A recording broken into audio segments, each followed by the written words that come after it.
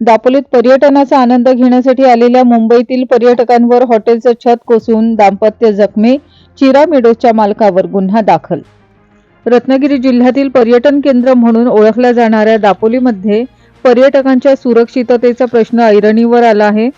नवीन वर्षाच्या स्वागतासाठी मुंबईहून आलेल्या एका कुटुंबावर हॉटेलच्या रूमचे छत कोसळल्याची धक्कादायक घटना घडली आहे.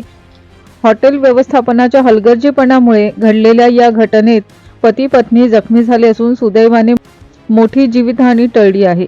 या प्रकरणी हॉटेल चिरा मेडोसच्या मालकासह कंत्राटदारावर गुन्हा दाखल करण्यात आला आहे.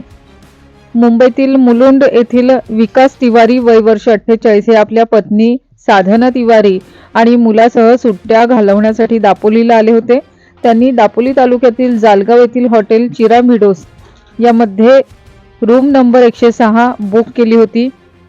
30 डिसेंबर 2025 रोजी मध्यरात्री 12:30 वाजण्याच्या सुमारास तिवारी कुटुंब रूममध्ये असताना अचानक छताचा मोठा भाग खाली कोसळला. हे छत थेट विकास तिवारी, त्यांची पत्नी आणि मुलाच्या अंगावर पडले. या घटनेत विकास तिवारी आणि त्यांची पत्नी साधना तिवारी वय वर्ष 45 यांना दुखापत झाली आहे. पोलिसांनी दिलेल्या माहितीनुसार हॉटेलचे मालक डॉक्टर राजेंद्र जगदाळे यांना रूमचे छत मोडकळीस आल्याची आणि ते पडू शकते याची पूर्णपणे जाणीव होती.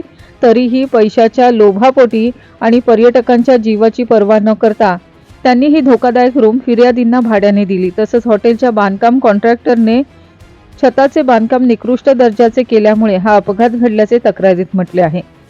फिर्यादी विकास तिवारी यांनी दिलेल्या तक्रारीवरून दापोली पोलिसांनी हॉटेलचे मालक डॉक्टर राजेंद्र जगदाळे आणि अज्ञात बांधकाम कॉन्ट्रॅक्टर यांच्या विरोधात भारतीय न्याय संहिता 2023 चे कलम 125 अ 3-5 अन्वये गुन्हा दाखल केला आहे.